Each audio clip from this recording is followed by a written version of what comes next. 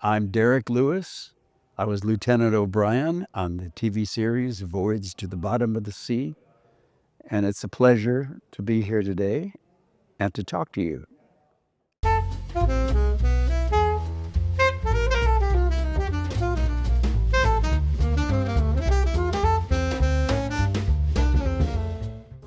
Actually, I was born William Joseph Lewis in Upper Darby, Pennsylvania, which is just outside of Philadelphia. My father, Alfred H. Lewis, was from a Sicilian family. He met my mother at the high school there. Her name was Blanca Inez Peredo Lewis. She and her sisters came from Chile.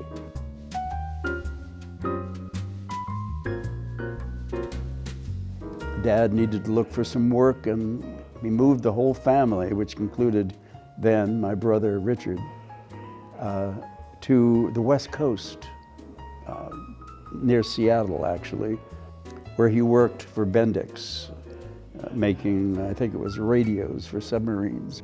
Bendix sent him down south in California to Los Angeles, where my sister was born.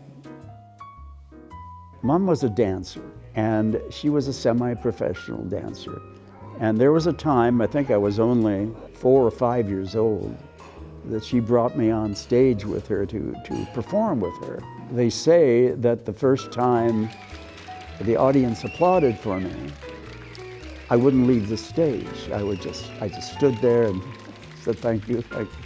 And that was the beginning. I was very, very, very young. One of the greatest casts in motion picture history. I loved the movies, and I think that's what did it. I started falling in love with the motion picture business. And I would notice certain actors that were very big in the movies at the time, like Bobby Driscoll or Billy Gray. And it was one of those things where I would see it and I'd say, I could do that. I could do that, you know. I wanted to get on the set. I wanted to get into the studios. And one of the things that I did as a kid, and I absolutely never got caught, was to sneak into the studios. Sometimes under the fence or through a wall or something, and I would just be on the lot.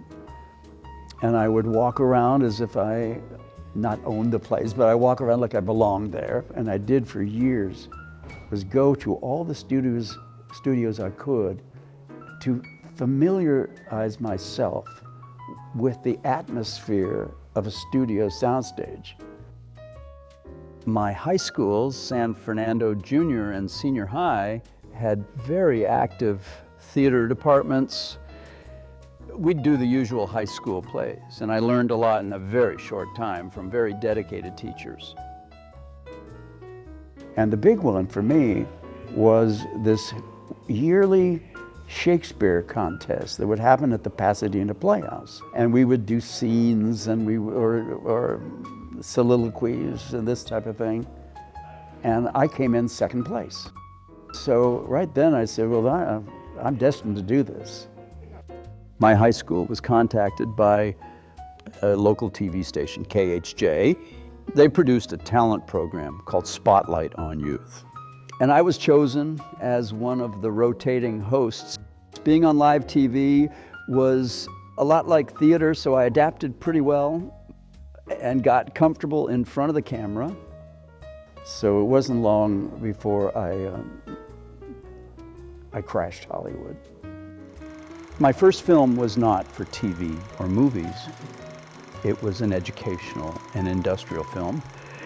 They were great training and were not under the pressure of a major production.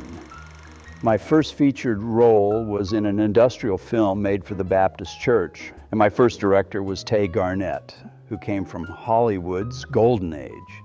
In fact, he directed the famous Our Gang comedies. And then the movies got a shot in the arm for youth-oriented films, a lot of juvenile delinquent films. Those are not my friends. Make them go away. Sal Mineo had made a big splash in Rebel Without a Cause, and it helped me get many similar roles. I looked a lot like Sal Mineo. Sal Mineo was not doing television, he was a movie star. So every time there was a kind of type of his type, I was put up for the role. And I did a number of roles where I was the buddy, or I was, you know, did he do it or didn't he do it? You know, that type of thing. The Loretta Young Show. Truly, I really credit Loretta Young and her production company for giving me my start in Hollywood films. Her casting director liked me and cast me in this segment. The storyline was called The Day the Doorbell Rang. There was a break-in or something, and everyone thought that I had done it. It turned out I didn't. You know, I wasn't a juvenile delinquent. That was the storyline of that show. By the time I got the Loretta Young show, I had to join Screen Actors Guild. And they said, okay, what is your name? And I said, Bill Lewis, which was my name at the time. She came back and said, I'm sorry, you can't have that name. There's somebody else in the guild that already has that name, and there can't be two. And I had a very short window where I had to choose my name and get it to the Screen Actors Guild. So long story short, I picked Derrik, which was a family name on my grandfather's side. The Derrik Lewis that was in my grandfather's family had the C in it, D-E-R-R-I-C-K, which is a very long name, you know, and we whacked off the C and left D-E-R-R-I-K, Lewis, which I thought in one way was unique, and another way it was a pain in that neck all my life because nobody could spell it right, you know. I had my name and I was starting to get out to the studios and meet the casting directors, and I started getting some work. And one of the really interesting shows was a show called Route 66. And what was exciting of that for me was that I was going to go on location to Santa Fe, New Mexico, which was a beautiful, beautiful place.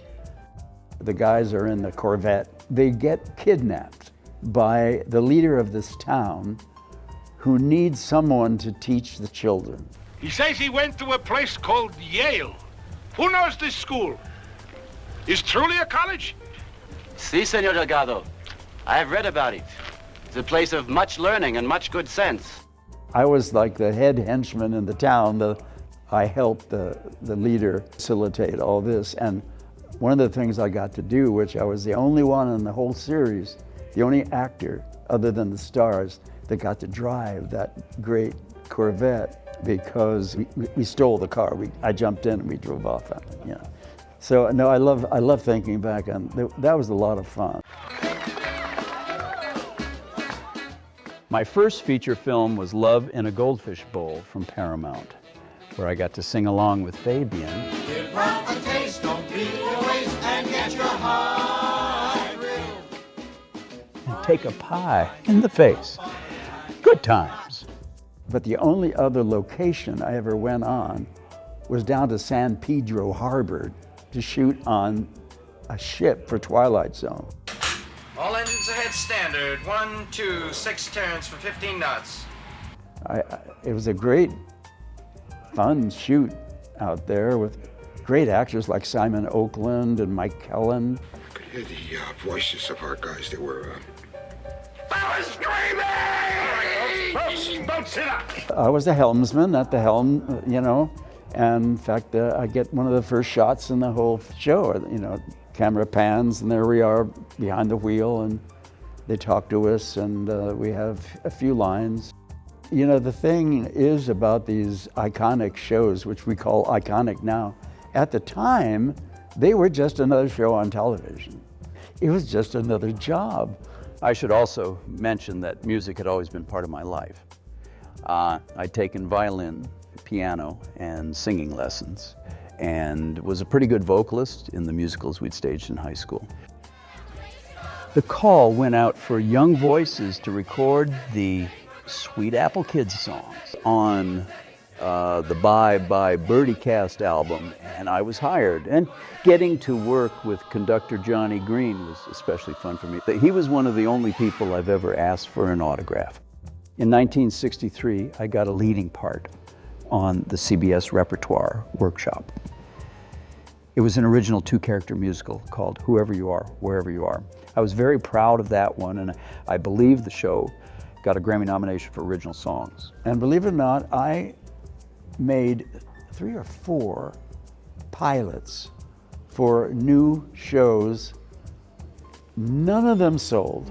A couple of them were actually shown on TV, but none of them sold to the networks except Voyage. And that's a story I'll be sharing in the next chapter. See you then.